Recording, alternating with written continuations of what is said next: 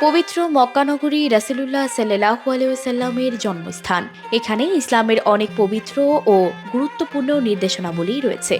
এখানে রয়েছে পবিত্র কাবা ঘর, যা মুসলমানদের কিবলা। ইসলাম ধর্ম মতে কাবাকে সবচেয়ে পবিত্র স্থান হিসেবে মনে করা হয়। কাবাকে ঘিরে রয়েছে মসজিদুল হারাম। এই নগরীর গুরুত্ব এতটাই বেশি যে আল্লাহ রাব্বুল আলামিন পবিত্র কোরআনে এই নগরীর শপথ করেছেন। মক্কা ও মদিনায় এ দুটি পবিত্র নগরীকে ইসলামের ক্যান্টনমেন্ট ধরা যেতে পারে।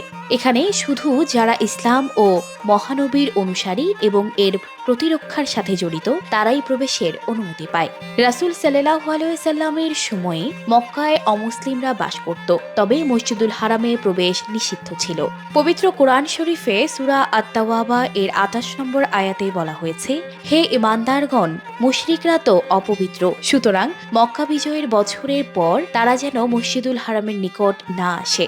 কিন্তু সৌদি সরকার আধুনিক সময় পবিত্র নগরীর পবিত্রতা রক্ষার্থে সম্পূর্ণ নগরীতে অমুসলিমদের প্রবেশ নিষিদ্ধ করে।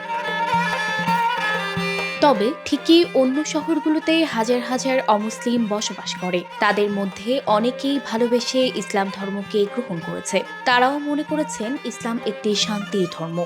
দেশটির গণমাধ্যম সৌদি গ্যাজেটের এক প্রতিবেদনে বলা হয়েছে, সৌদি আরবে এক বছরে অর্ধ লাখের বেশি লোক ইসলাম ধর্ম গ্রহণ করেছেন।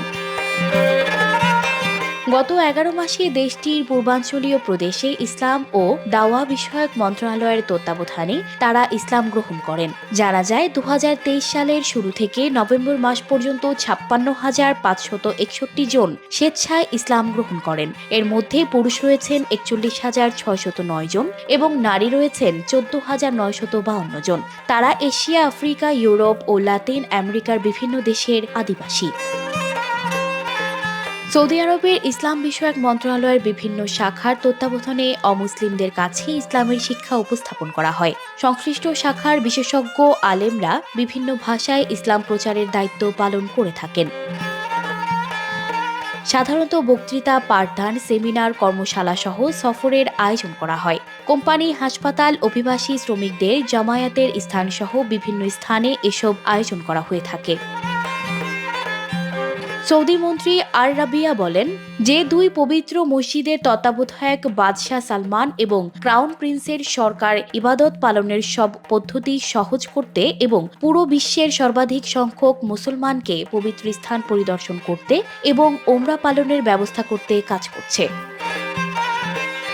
সানজিদা রহমান, প্রবাস খবর।